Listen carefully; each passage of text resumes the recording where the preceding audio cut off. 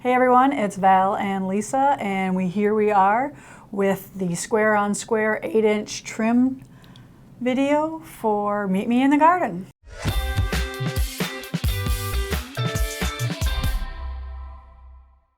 Meet Me in the Garden, square on square. So this is a great ruler. You will have already pre-cut all your pieces. So I'm going to talk about the ruler, and then I'm going to show you how I lay out my pieces, and then we'll get into making the block. So again, this is one of those rulers that tells you need to cut one center square, okay? And then for each of the rounds around it, you need an equivalent of 2 blocks. So we want our scrappy, so we're going to actually cut some different ones. We're going to cut those. Okay. So it tells you the measurements per block, but we've already given you all of the amount of pieces that you need for this particular unit. So we're making a square in a square. This is called a square on square, which is just their name for this particular ruler. There's a QR code reader on here. Again, you could take a picture with your camera, and it'll take you to the link that shows you a video, not just my video, but it's a different video on there, how to use this particular ruler. And also creative grids if you lose your instructions, which I recommend you putting these in a binder and keep them all together, because they're great references to go back to remember how to use the ruler. On the Creative Grids website, these are also on there in case you accidentally lose them. Okay, so we're going to make the 8-inch finished block, but you could make a 4-inch finished out of here as well. And we're going to do an extra pattern that'll be available, and it's going to make a snail's trail quilt. We're calling it Snailing Around the Lake. So another use for the ruler. Another use for this ruler. And there's lots of square on squares or square in a square blocks. If this happens to be the measurement that works for you, that's great. I think they also make a 6-inch version of this, but we're using the 4 and 8-inch version for this. So the way I like to lay out my fabric, we have 5 different sizes that we use to make these blocks. We're making half of our blocks with dark centers and half of our blocks with light centers. So I lay them out like this, where I have the center, round 1, round 2, round 3, round 4. Okay, and on the light one, I have the center, round 1, round 2, round 3, round 4. So they go from smallest to biggest, okay? And the instructions tell you to cut once on the diagonal, and I tell you that, but I'm going to recommend that you don't cut on the diagonal any of the pieces till you're working on that round, because you have a 3-inch square and you have a 3.5-inch square, and I don't want you to get confused at which one we're supposed to be using, because they are all a little bit big, so it's easy to get confused. So we're going to do a dark center first. And this is our first set of, this is A1, round A1. That measurement is in your instructions. And we're just going to cut this in half on the diagonal. If you can see, I'm not super concerned about them being lined up perfectly, because they are way oversized, and we just need a good straight edge here. Now, I like to eyeball this when I'm doing it, okay? So what you're going to see is the first 2 pieces have a really big triangle overhanging, okay? When we add the second 2 pieces, it doesn't quite overhang as much when we line them up, okay? But the first 2 pieces, you can sew this whichever way works for you, triangle up or triangle down. So you're saying don't take the time to pinch the centers. You can pinch the center. If you feel like you're not getting this lined up correctly, pinch the center. Pinch the center of your square, pinch the center of your triangle. Too much time. Yeah. Eyeball it. We have plenty, and when you see me trim that first round, you'll see how much we actually have to trim off of that. So I'm going to let you work on sewing all sew of some of those? Yeah. All right. And while she's doing that, she's working on the dark center one right now. I'm going to show you how to trim up a light centered version because we made a couple of these ahead of time. So this is the light center with round A1 around it. And if you look on your ruler, it says block A1. And again, we're lining up that center square. And most importantly, when we do this right now, we want to make sure that that point is going to be trimmed to give us a 1/4 inch seam, and this point is going to be trimmed to give us a 1/4 inch seam. Now, I'm going to admit I was sewing on a machine that's not mine, and it doesn't mean you can't sew on a sewing machine that's not yours, because I know a lot of us have heard if you start making a quilt on one machine, you should continue using that same machine. It doesn't really matter on this quilt if you happen to be using a retreat machine or you're borrowing a friend's machine or whatever it is, because we are trimming all of those components. When it comes to assembly, though, when we start putting the whole quilt together, I'm going to really recommend you're sewing on your machine or a machine that you know inside and out, because you need to have that accurate 1/4 inch seam allowance to get these to work out. So this isn't as lined up as I would like it to be, but I'm going to make sure when I trim that what I'm really getting that's important is, I keep missing that corner. We're right in our little worn groove Yes, there. yeah. I'm probably going too far up. Everybody's got right at 18 inches. So the other thing I love about this is this trims off all those dog ears. Yay. Okay, so again, I'm lined up on this point and this point, so I'm getting that 1/4 inch seam allowance there. And it's trimmed down nice. Okay, so I'm going to put that on this pile for right now because that's where that goes. Let's trim the one that Lisa. Do you need to press it, or is it okay? Oh, It's just finger we did. press? Yeah, no, we should press. Yeah, I just kind of finger pressed it. Yeah. So is this set for another block now? That is going to be for another block, another dark center, because it was half of those 4 pieces. And we did 4 pieces just for this demo. Which is good, because so I don't like it when you throw away the other half. So. No, I'm not throwing away anything. Nope, it's another set. So again, I'm on A1.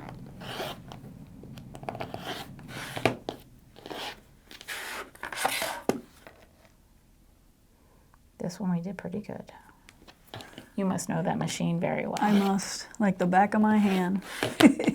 All right, so now there's the dark center. And our next set, so just like this, it goes dark, light, dark, light, dark. We've already done the light. We're going to do a dark round next. I'm going to line them up as best as I can. So one set of squares makes 2 blocks. Pretty much, yes. Or 2 of these would have made if you wanted matchy-matchy. But we're not doing anything matchy-matchy on this quilt.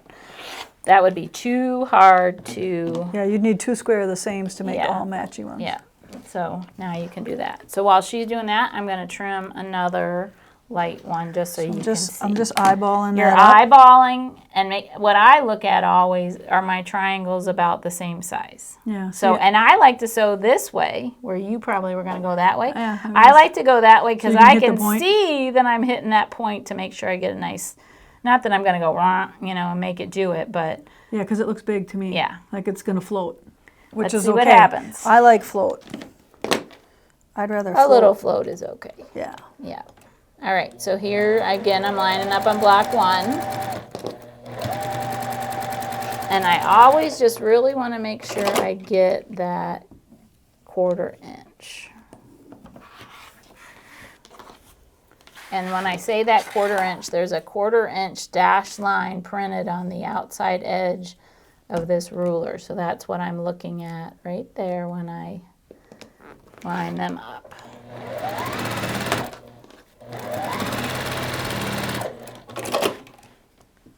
So while she's doing that, I'm going to go ahead and cut round 3 because she has dark, light, dark, and this will be the next light. I'm going to just get those cut in half so when we're there, we'll be ready to sew.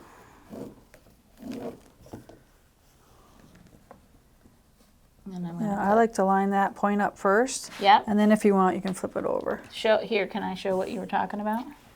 So Lisa's using this as a point of reference too. So then I don't You even have line to up look at that the ends. point. You just boop right there.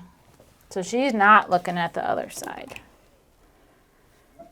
We're going to pick 4 darks to put around the outside edge, and hopefully they aren't in the quilt or in the block already. And if they are, oh well, it's okay. It's not going to be the first time it happens or the last, No. right? Ready Let's for put pressing? a gold. These go on next. They go on next, but let me press for you.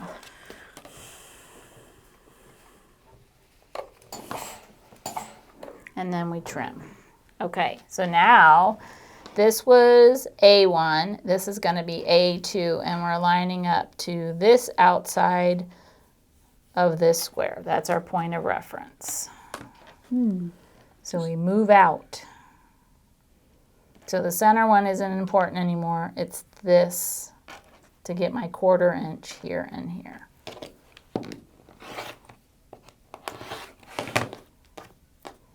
So again, I think this is a good one to work on with a friend, right? Because somebody could be sewing, somebody could be trimming, and if you were both making quilts, somebody could be sewing yours and you could be trimming hers. Because it's not like you're going to mess up because it's Right. set in stone, basically. So I did just press that To 'cause get it's you big find your just for that, center, So yeah. then I could just do that. Yep. So this will be the last round that we're going to add. And again, when I'm doing this at home, I'm going to do all 24 of my darks before I start working on my lights. Because you can see it would be easy to get mixed up which triangle needs to go where, what size needs to go there. Can I press that? Yep, I'll press.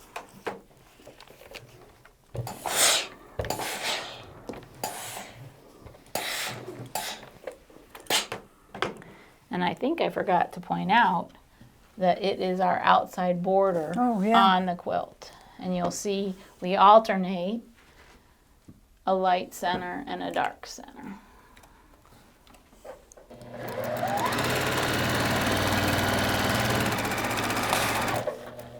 So these guys are going to get cut in half.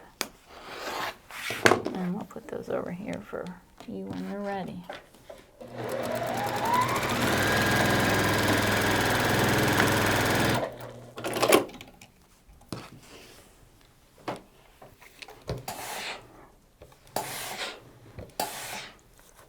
And you can see we could have stopped before this round, and that would have been our 4.5 inch. And that's where you can use this. I'm just going to show you from the back to line that up to make sure when we trim it that we actually get a true 4.5.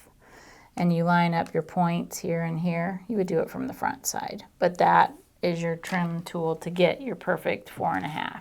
When we make snail's trails out of this, we'd make 4 patches to go in the center.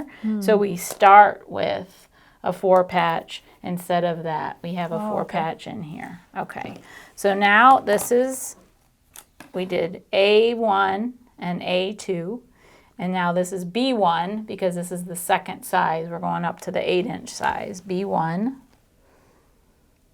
I did better on that one. I just have to get it lined up. Again, you could use You could use your turning, spinning mat. yeah. Your turntable.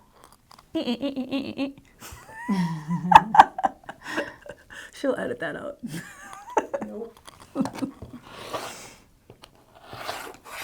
All right, so that's trimmed up, and now we're ready for the last round of triangles. Just because this blue is here, I'm going to put that blue over there. So you can kind of look at your block and see, distribute the color. Yeah, and when I have everything cut, I'm trying to pick up a piece that isn't already in the block. It doesn't mean I don't have 2 blues, because like in this one I have 2 blues and I have 2 greens, and that's okay. It It's not a right or a wrong. It's going to be a personal preference on what you want your blocks to look like. So with every one of these rulers, we're going to give you some optional patterns that you're going to be able to make with them, with each ruler. So we'll have a pattern for a snail's trail quilt made out of the 8-inch square on square, and you can see they even give you like the directions here. They show you how to do it. They have the 4-inch finish, the 8-inch, and then the 8-inch snail's trail. So that's a fun one to do. I've never made a snail's trail. You haven't? Mm-mm. Oh, they're fun. Well, they're fun until you're quilting your own quilt and you realize you made your snail's trail upside down, and I had already quilted. Like, it was like, it's in there. I didn't take it out. I'm okay with boo-boos. I am okay with boo-boos too. Yeah, and like I always, if I notice it ahead of time that there's a boo-boo in a block, I always put it on the 29th block because that's Lance's birthday. Oh, there. Yeah.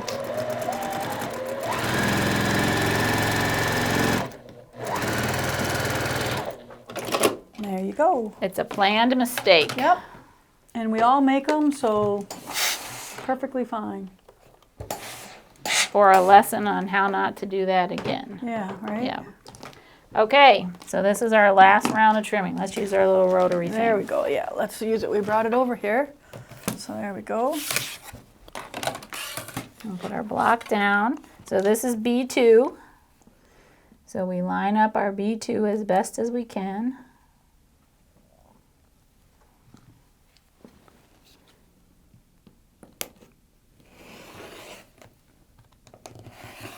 And this is where you don't want to really move your ruler. And like Val said before, if one is just a little skinny off, it's okay, because It's okay. all that really matters is that outside measurement. Yep. Okay, and then on your instructions, you're going to have how many of these you need to sew together to make your side panels and your top and bottom panels. But can I have a pin, because I want to talk about when we go to sew these together, it's really important that these points match up.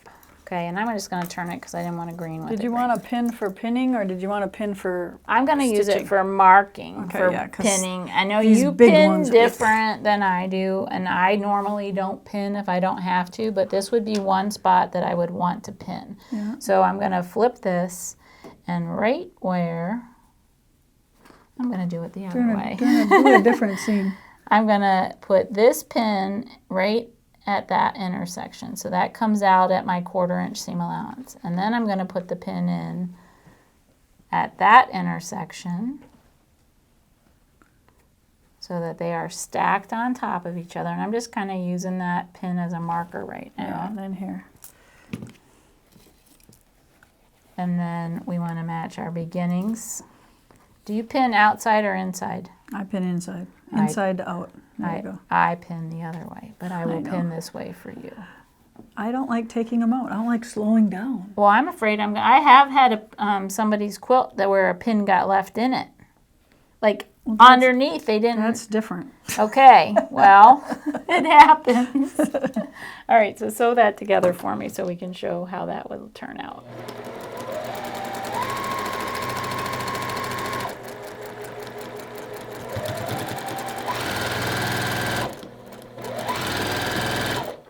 Now let's make sure we take our pins out. See how we did. Dun, dun, dun. Dun, dun, dun, dun. All right. We pressing that seam open? You can press that seam open. You can do it the LB way because it is bulky. So again, use your pressing stick. If I'm going to press seams open, I sometimes do this before I go to my ironing board. And because we starched, it kind of just look, I hardly have to press it. Right. So we're going to press it open. And steam is your best friend in my world anyway. Yes, mine too. So when I teach beginning quilting, I tell the girls in beginning quilting they haven't earned the right to use steam yet in their pressing, because it can distort things so much if you're not sure how to press. So when you're making this quilt, you have earned the right to use steam and use that as much as you need. All right, Awesome. So that's it. All right, there's another video for Meet Me in the Garden, square on square rulers and blocks.